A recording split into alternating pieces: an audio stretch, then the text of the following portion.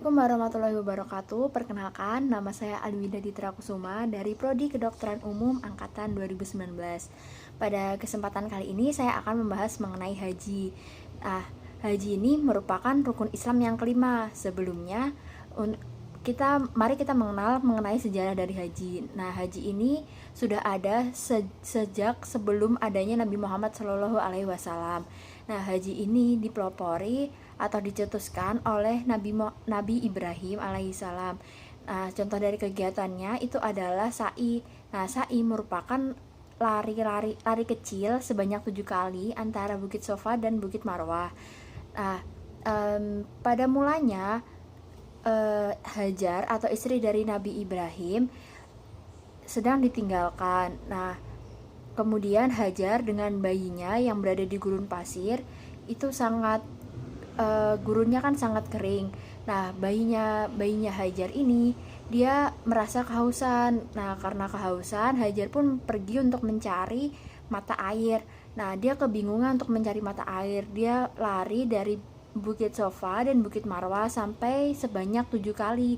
Nah, setelah 7 kali atas kehendak Allah dikeluarkanlah mata air yang kemudian disebut dengan mata air Zam-Zam. Nah, dari mata air ini kemudian menimbulkan keramaian dari penduduk yang mampir. Nah, contohnya itu dari kaum Jurhum. Nah, kemudian waktu Ismail yang merupakan anak dari Nabi Ibrahim dan Hajar menginjak remaja, Nabi Ismail ini dengan Nabi Ibrahim mereka membuat Ka'bah. Kemudian atas wahyu yang dibawa oleh malaikat Jibril, diletakkanlah batu Hajar Aswad. Kemudian dibentuklah dari 2 pintu. Nah, kemudian ada haji itu menurut bahasa dan menurut istilah. Kalau menurut bahasa itu artinya al-haju, yang artinya menyengaja atau mengunjungi atau mendatangi. Kemudian untuk menurut istilah itu adalah mengunjungi Baitullah pada waktu-waktu tertentu dengan rukun dan kewajiban tertentu dan untuk mengharapkan ridha Allah.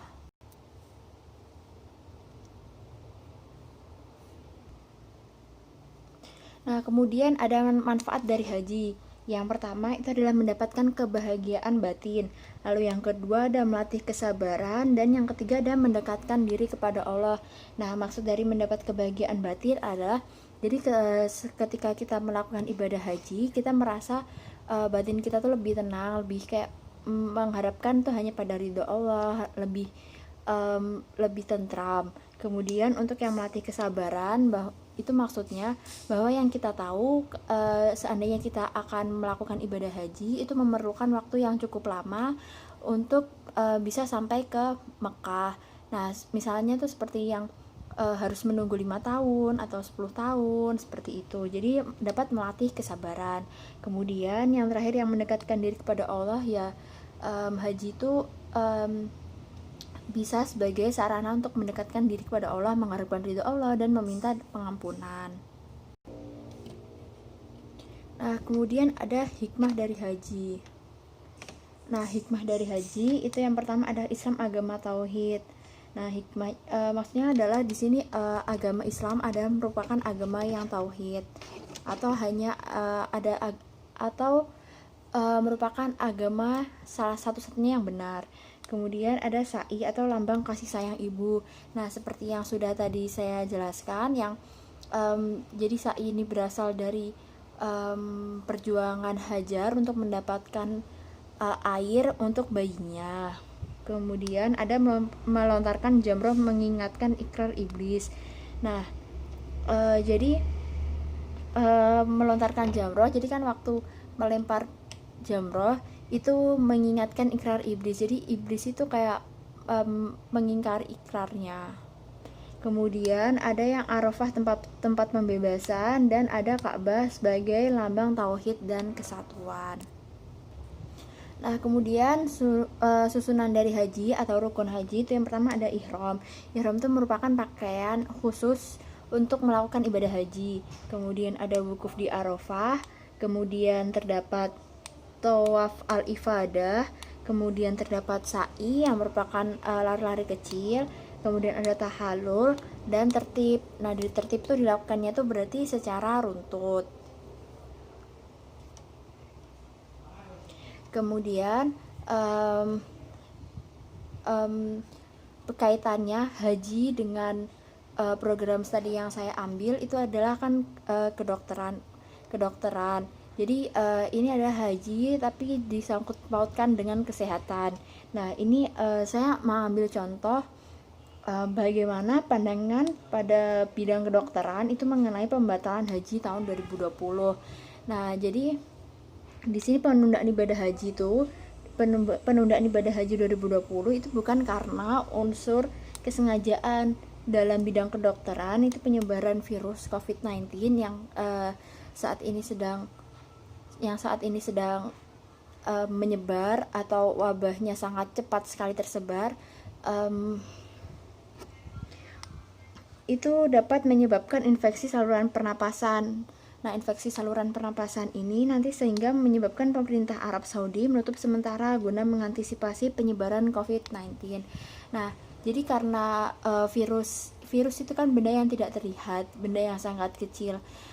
Jadi penyebarannya pun juga tidak terlihat. Nah, seandainya haji tetap dilaksanakan, itu kan berarti otomatis orang dari berbagai mancanegara akan berkumpul